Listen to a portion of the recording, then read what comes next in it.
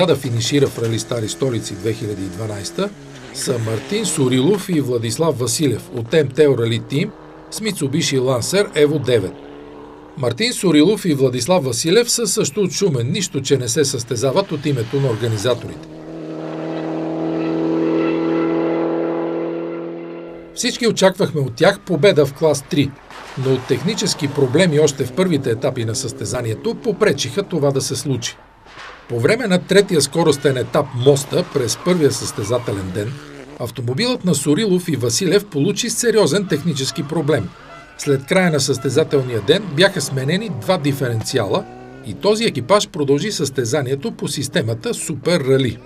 Тази система дава право на екипаж, който не е завършил някой от етапите, да продължи да се състезава, но без да получава точки от генералното класиране.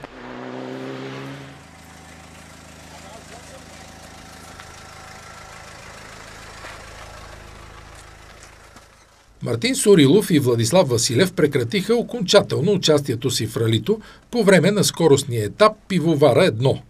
По време на този етап те се завъртяха и автомобилът им остана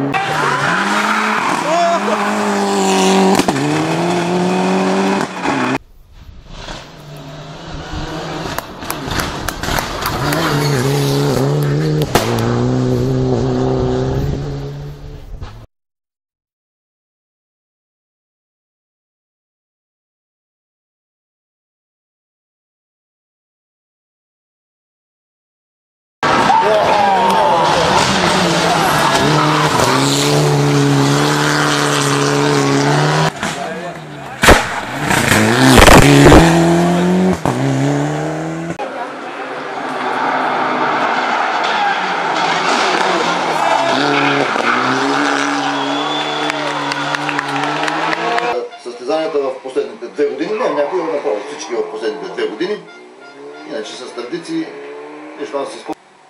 Секунда и 7, цветото място за Игнат Исаев, 2 и 3, Крум Дончев, четвърти с 4 и 8.